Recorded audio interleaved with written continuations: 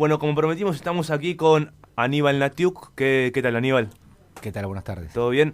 Bien. Él es militante y abogado por causas de delito de lesa humanidad y abogado querellante en causas de derechos humanos como el Pozo de Arana o el Pozo de Quilmes, y también en la causa de la desaparición de Jorge Julio López. Por eso le invitamos a hablar el día de hoy. Bueno, para empezar, queríamos hablar del programa de hoy, ya que el 18 de septiembre pasado se cumplió 9 años. Y entonces la primera pregunta era, bueno, pasaron 9 años que simbolizan el caso de López. Además de lo trágico, es un emblema para, a mi entender, un emblema como para un golpe a la democracia y un golpe para los juicios que se estaban empezando a llevar a cabo adelante luego de la derogación de las leyes de obediencia debida y punto final. ¿Cómo ves esto vos? Sí, la verdad que las palabras que decís vos, concuerdo, porque justamente los que secuestraron a López en el 2006, hace 9 años, lo que querían es eso, digamos, darle un golpe a los juicios por crímenes de la dictadura que habían recién empezado. Sí. Está bien que lo señales porque ahora, ya a 9 años de iniciados esos juicios, estamos de alguna manera como acostumbrados a escuchar que se ha condenado a diferentes represores. Podemos, si estamos un poco interesados en esas noticias, vamos a escuchar constantemente que se condenó en tal provincia a tal o cual represor, no sé, Menéndez, Echecolás, Sí. Astiz, Videla, todos esos nombres y esas noticias nos van a resultar en los últimos años algo relativamente De sentido repetido común en los medios de comunicación. Pero lo cierto es que en el 2006, el juicio contra Miguel Echecolás, Sí. que era un jefe de la policía bonaerense, que había secuestrado a López en 1976, era el primer juicio que se iniciaba en la Argentina luego de las leyes de impunidad, luego de los indultos, de las leyes de obediencia debida y punto final. Sí. El otro día recordábamos en una charla que se hizo justamente por los 9 años de la desaparición de López, que el anterior juicio oral que se había hecho por delitos de terrorismo de Estado cometidos por la dictadura había sido el juicio a las juntas militares en 1985. Claro. 21 años antes. Claro, posteriormente de ese juicio a las juntas sí hubo procesos penales que tuvieron su marcha, que continuaron, pero ninguno se había dado en un juicio oral, o sea que pasaron 21 años. Sí. Y sobre todo una etapa triste en materia de derechos humanos que tuvo la Argentina, que fueron esos años en los cuales los represores, aún los condenados en el juicio de las juntas, Sí. se paseaban por las calles argentinas con total impunidad.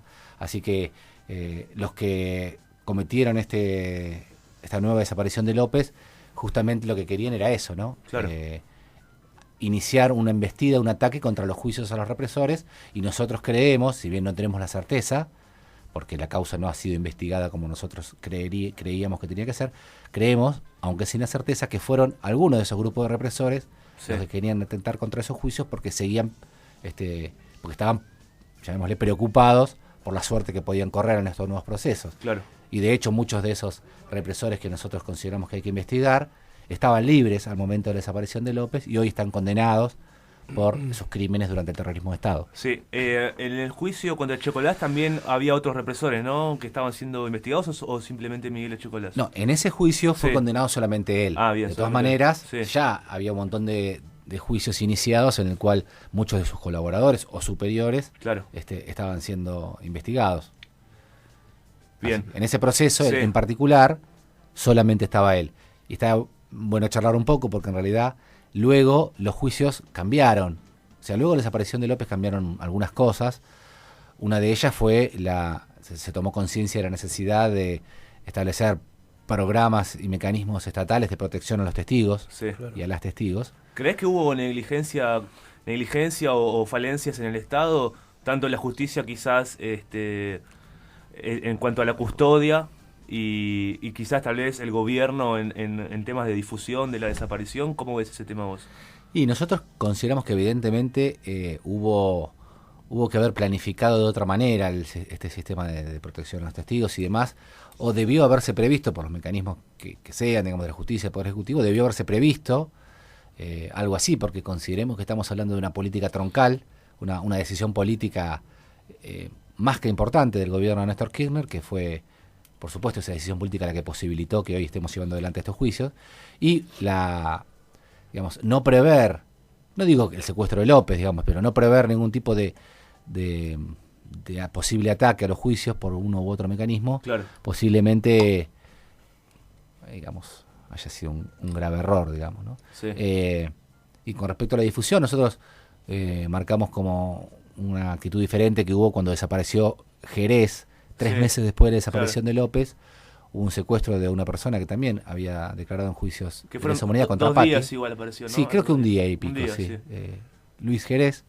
Ese mismo día el presidente Néstor Kirchner, el por entonces presidente, hizo una cadena nacional en el cual alertó a la población de que había sectores que buscaban que estos juicios no siguieran y que él iba a seguir firme, Sí. porque este proceso de verdad y justicia había sido Sí. iniciado como una decisión de política de Estado y que no iban a frenar. De todos modos, Néstor Kirchner se acercó a la familia de Julio López, tengo entendido. Sí, en esos En su momentos hubo un gobierno y montón unos de años luego. acciones, sí, por parte del gobierno y demás, pero posiblemente no hayan sido las suficientes como para, por ejemplo, que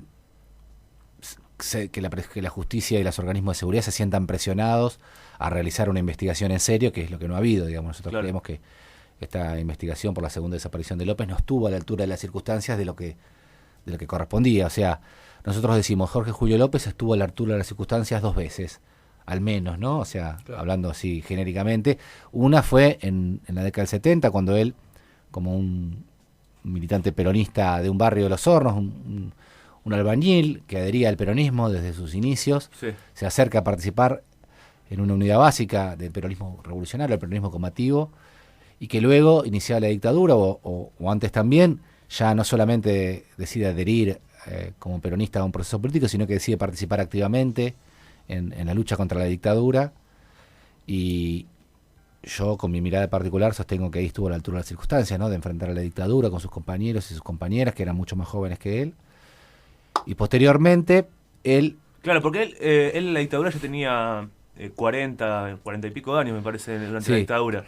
Sí, él fue no, detenido... no era de la camada más joven, veinteañera, ¿no? Exactamente. Que caracterizó a la juventud de los 70. ¿Se sabe algo de la militancia de él por esos días? Sí, él, como decían recién, desapareció en manos de la policía bonaerense, del operativo encabezado por Miguel Echecolás, cuando tenía ya 47 años. En el 76. Claro, en el 76. Él estuvo desaparecido en la comisaría Quinta de la Plata, en la comisaría Octava y en el Pozo de Arana, y luego estuvo 2 años Sí. en la unidad 9 de La Plata, en esa figura que se llamaba legalizado o blanqueado, Ajá. no porque su detención fuera legal, era totalmente ilegal. Claro. Sí. Pero se le llamaba legalizado o blanqueado porque ya su familia o sus allegados se daban cuenta que él estaba vivo y podían ir a visitar, etcétera, ¿no? ¿Todo Claro. eso era jurisprudencia, por así decirlo, de la bonaerense? Él estuvo en todos los centros clandestinos de detención donde estuvo, fueron dependencias policiales de la comisaría de la policía bonaerense, comisarías de la policía bonaerense y luego del servicio penitenciario bonaerense. Pero él, cuando fue detenido, no fue detenido solo, sino que fue detenido en una especie de caídas en hilera, que había sido realizada, insisto, por Echecolás y toda su patota, en el cual habían caído otros compañeros y compañeras suyas de la militancia barrial de la Juventud Peronista Montoneros del barrio de Los Hornos, de donde él estaba, ¿no? Sí. Esa es en particular la militancia de él. Él se acerca a participar de la unidad básica Juan Pablo Maestre, que es una unidad básica que los jóvenes montoneros de los años, principios de los años 70, aproximadamente el año 73, fundan ese trabajo barrial, que se llamaba Unidad Básica Juan Pablo Maestre, y él se acerca a participar como un peronista del barrio más, Claro. pero como En vos una decías, época teniendo... que se dice que el que no militaba acompañaba y había mucho compromiso. Exactamente, político, él acompañaba ese proceso de la unidad básica, participando en un primer momento, como, o sea, organizando los partidos de fútbol, Claro. las actividades más recreativas, y según él relata en el juicio, con el tiempo, el juicio oral, ¿no?, contra Echecolás, que es un testimonio muy interesante el que él da, con el tiempo fue asumiendo nuevas funciones, colaborando ya con la organización Montoneros, con aquellos compañeros y compañeras, ¿no?, porque también había chicas que se habían acercado, pero que tenían 20 años cuando se acercaron al barrio. Como Claro. vos decías, había mucha diferencia. Él no era ese desaparecido estándar Sí. de los que desaparecieron en ese momento, porque los chicos tenían 20 años cuando empezaron a militar y ella 40 y pico. Claro. Y quizás tal vez el haber no estado tan comprometido, quizás ni siquiera armado en su momento, le permitió, digo, no morir o preso, ¿no? No sé bien cómo fue su proceso cuando estuvo preso, estuvo 3 años, estuvo. Sí, en total estuvo cerca de 2 años y medio. 2 años y medio. Sí, en realidad, las personas que... Algunos zafaron, algunos no. Sí, pero no... No sé si era el más comprometido y quizás eso puede haber... Y es muy difícil decir eso, o por lo menos saberlo, porque las razones por las cuales liberaban a unos o a otros son bastante irregulares, digamos, ¿no? Los sobrevivientes de la dictadura no tienen que ver con, digamos, la profundidad de su grado de adhesión y de participación en alguna organización. A veces fueron por distintas razones. De hecho, evidentemente hubo una decisión de la dictadura de no asesinar a todas las personas que secuestraban. Claro. Hay miles de sobrevivientes y a la vez hubo una decisión de la dictadura de asesinar y muchos, desaparecer sí. a otros miles. Por lo tanto, establecer una línea de división entre unos y otros no podría decirse que tenga que ver con una u otra cosa, digamos. Por lo menos no en todos los casos, digamos, ¿no? Y no tenía que ver directamente con el nivel de participación, sino Sí. digamos, por diferentes razones. La segunda desaparición de López, más allá de las obviedades, ¿por qué pensás que se dio?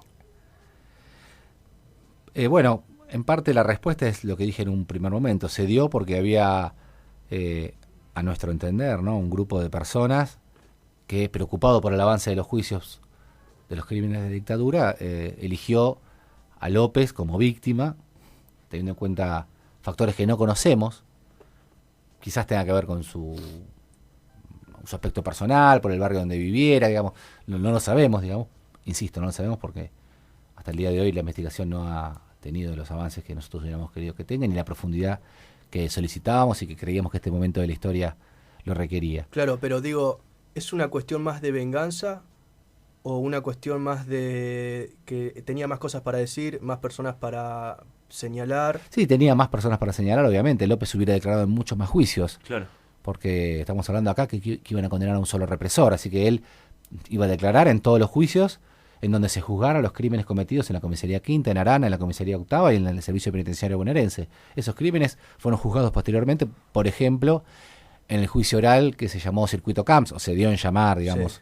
popularmente Circuito Camps, que abarcaba una serie de centros clandestinos de detención de la policía bonaerense en La Plata y alrededores. Entonces, él hubiera seguido declarando, pero Claro. como nosotros, digamos, no podemos saber, no sabemos hoy quién fue, no sabemos si es que fue una venganza por alguien que fue nombrado en esas declaraciones que López había tenido, o alguien que tenía miedo de que López lo nombrara en un posterior juicio, ya sea que ya lo hubiera nombrado o que lo fuera a nombrar después. Y bueno, por eso decía nosotros que López estuvo a la altura de la circunstancia, porque él declaró en todos los juicios que hubo, desde 1999, en juicios por la verdad, en los juicios, en la parte escrita de los procesos que después son juicios orales, y además dio un pasito más ante eso porque se presentó y estuvo en todos los reconocimientos que se hicieron.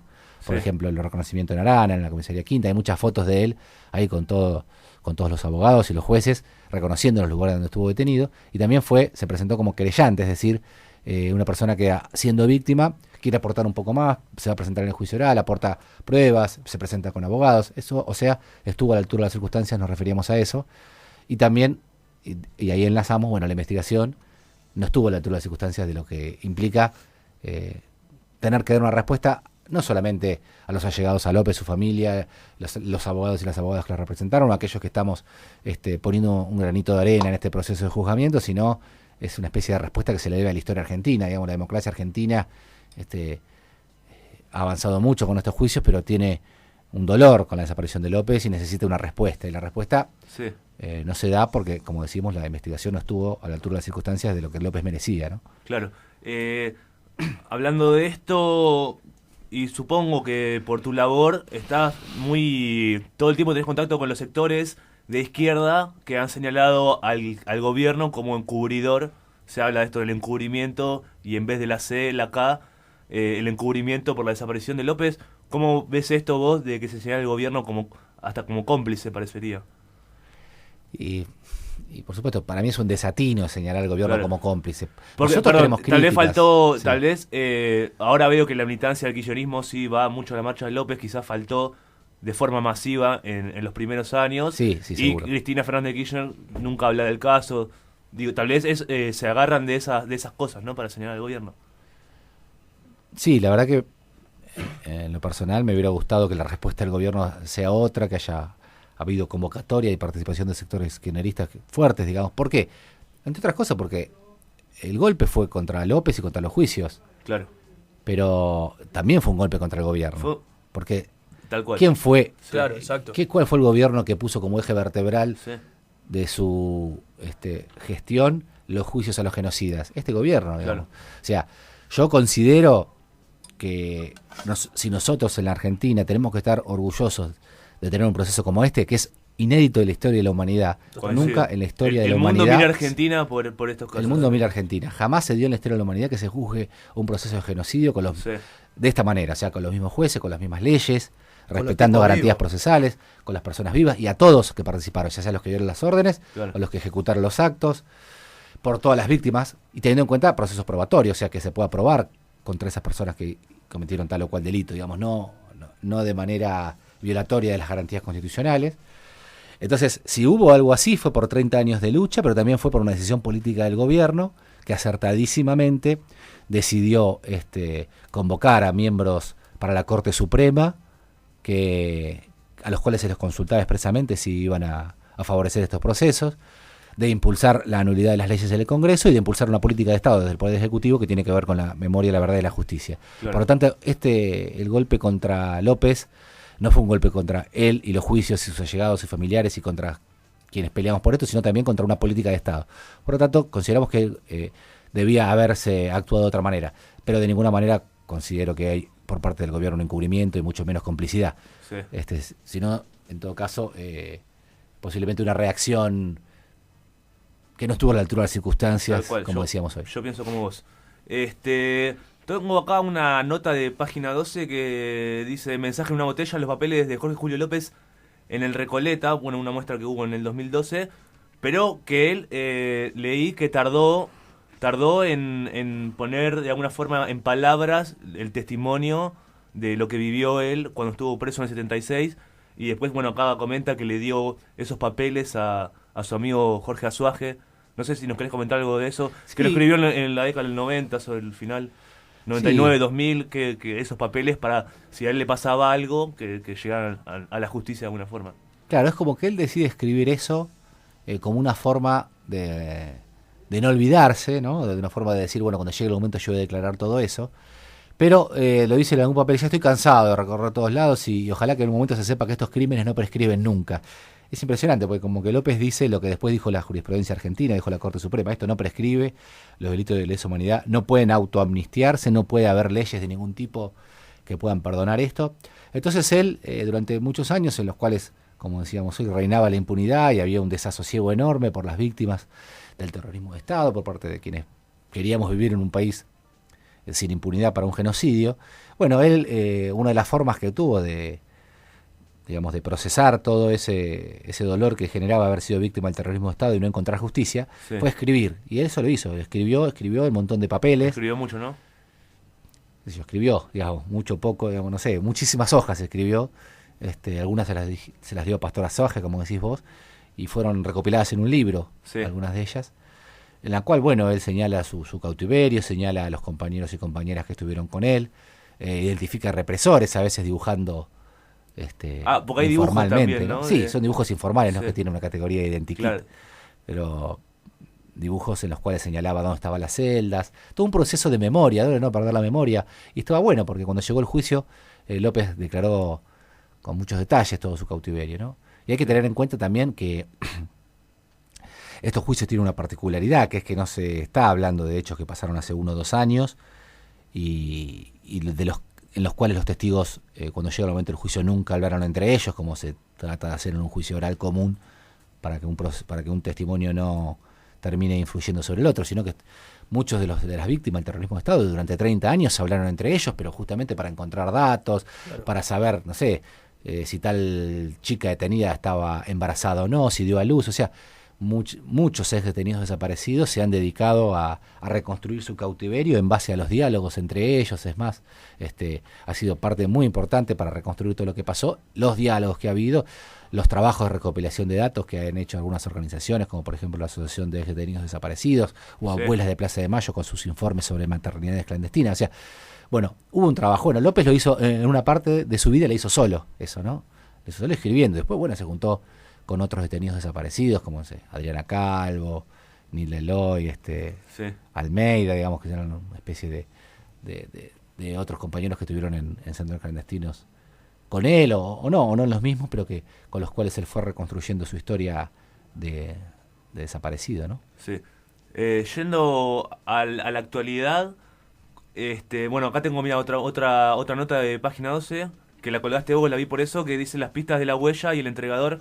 La causa actualmente estaría virando, intentando investigar a quién fue el que hizo que Julio López salga ese 18 de septiembre de su casa, ¿no? Sí, digamos, la causa está en una situación de semiparálisis, en el sentido de que apenas se producen algunas pruebas, y algunas pruebas tienen que ver con pedidos nuestros. Y bueno, generalmente los pedidos nuestros no tienen que ver con otra cosa que no sea investigar a las personas que, como decía hoy, tenían algún móvil, ¿no? Tenían algún interés en un crimen como este, digamos. Y para nosotros, las personas que tenían ese interés eran personas que querían Sí. atentar o contra el gobierno, o contra esa política del gobierno, o contra la política de reforma de la policía bonaerense que, digamos, no del todo, pero que se había iniciado ya en cabeza de Arlanian. Digamos, las hipótesis son todas ligadas a eso, ¿no? A la política, a la policía, a los represores. Entonces, cuando pedimos algún tipo de prueba, tiene que ver con eso. Bueno, lo que salió en el diario tiene que ver con algo que bueno, no manifestamos nosotros, porque lo cierto es generalmente que mantenemos en reserva todas las pistas que estamos pidiendo, salvo esto que estoy diciendo genéricamente, que es Claro, obvio que sí. hay que investigar a Echecolás, por decir algo, ¿no? Sí, Obvio, sí, y a sí, su sí. entorno. Pero en general no decimos públicamente a quién o a qué tipo de personas hay que investigar, digamos. Y lo que dice en el diario tiene que ver con que, bueno, que López no se sabe a qué hora salió de la casa, digamos, ¿no? Salió ese 18 de septiembre, salió de su casa, pero pudo haber salido a las 0 horas del 18 de septiembre hasta las 8, que fue cuando sus familiares que vivían con él estaban durmiendo y que por lo tanto no pueden decirnos a qué hora salió. Entonces, si López salió tan temprano, posiblemente no haya salido solo, sino que alguien que lo conociera le haya planteado salir. Entonces, bueno, ¿quién podía conocerlo? Bueno, es una parte de la investigación, ¿no? Claro. Y otra parte de la investigación, que también salió en esa nota en el diario, tiene que ver con la indignación que tenemos nosotros de no poder hacer seriamente lo que en cualquier causa de menor importancia se da, que son los cruces de comunicaciones. Obviamente cualquier hecho de menor importancia, llamémosle un robo, un kiosco, por decir Sí. algo que pasa habitualmente, en el cual no haya víctimas, digamos, se hace un cruce de comunicaciones, se hacen investigaciones que tienen que ver con eso, y hoy no estamos pudiendo hacerlo ya hace un año ¿Cruce y de medio. comunicaciones a qué te referís Cuando se analiza quién llamó a quién, Claro. digamos, ¿no? ¿Ustedes no tienen esa información? No, hace un año y medio que la causa no la tiene, porque no hay fuerza de seguridad ni organismo del Poder Judicial que lo haga, por problemas técnicos, eso es lo que dicen. Y la verdad que 9 años después de un secuestro es muy Sí. difícil lo que uno puede investigar. O sea, no es que uno va a hacer un allanamiento y va a encontrar algo de López en una casa. Sería muy Sí. difícil que 9 años después alguien que haya cometido un crimen de este tipo guarde algún material que lo incrimine. Pero sin embargo hay cosas que tienen que ver con la tecnología que quedan guardadas y Claro. que no se cambian con el tiempo. Por ejemplo, es algo tan obvio como quién llamó a quién y a Bien, qué hora y sí. dónde. Eso es una de las pocas cosas que hoy a 9 años se puede investigar. Y eso hace un año y medio que no, nadie puede cruzar datos porque hay problemas técnicos. Problemas técnicos que obviamente reflejan una falta de vocación de investigar en serio. Insisto, ¿Crees cualquier que causa sí. tonta tiene esa posibilidad. Nosotros, en una causa que creemos que se juegan cosas importantes, no lo podemos hacer Sí. por falta de decisión política, por supuesto. Además de decisión política, ¿vos creés que puede haber habido desde agentes internos que hayan boicoteado la investigación? Porque Y eso es digo, una gran muy duda que raro tenemos, lo que ¿no? sí, vos no parece que sea simplemente una cuestión de incapacidad. Bueno, que, sí, que no haya incapacidad casi seguro que es. sospechosos en 9 años. Sí, incapacidad seguro, digamos. La justicia y la fuerza de seguridad en Argentina no están preparadas, formateadas y entrenadas en investigar crímenes complejos. Están preparadas para lo que se llama, según lo dice Zaffaroni, las óperas toscas, las obras burdas en el cual, llamémosle, la investigación policial es nula. Se detiene una persona con un arma y el paquete de pastillas que le robaron en ese kiosco que te decía recién.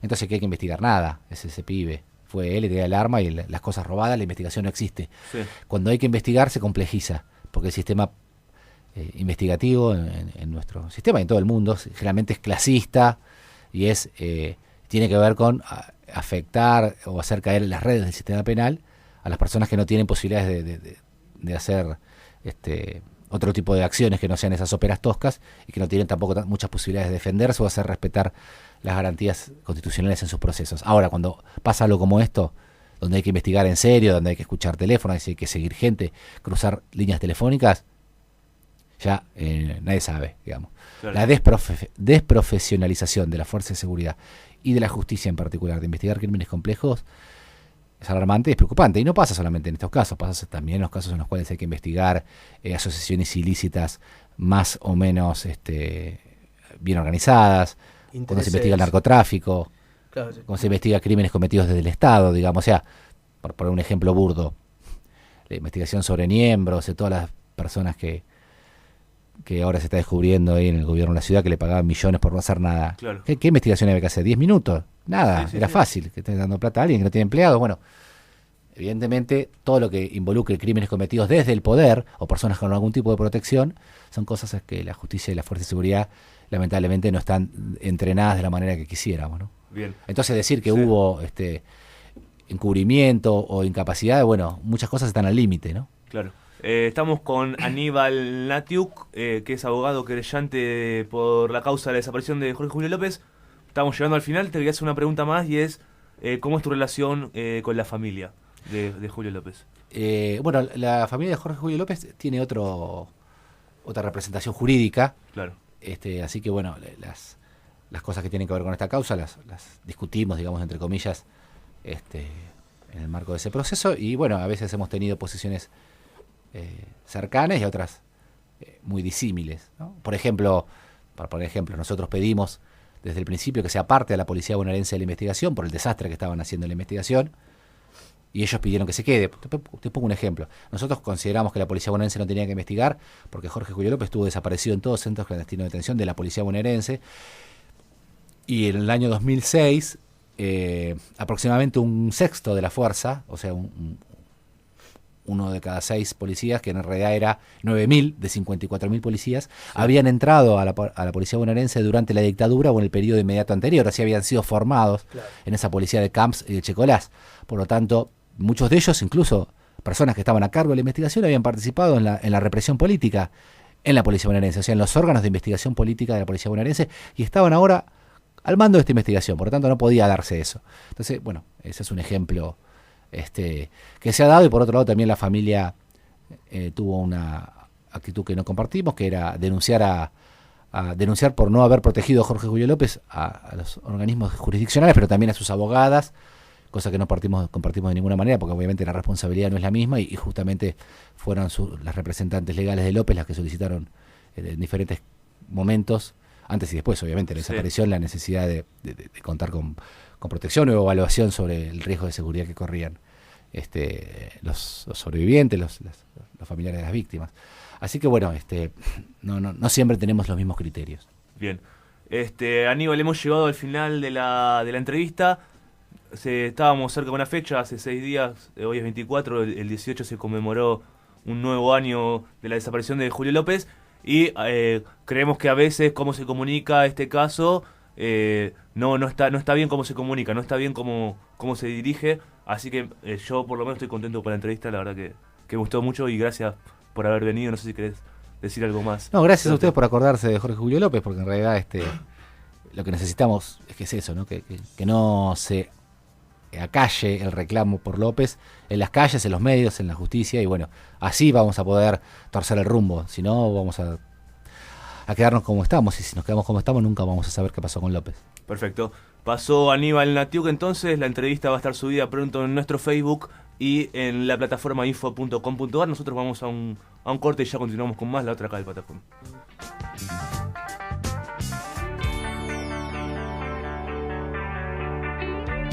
Estás escuchando Radio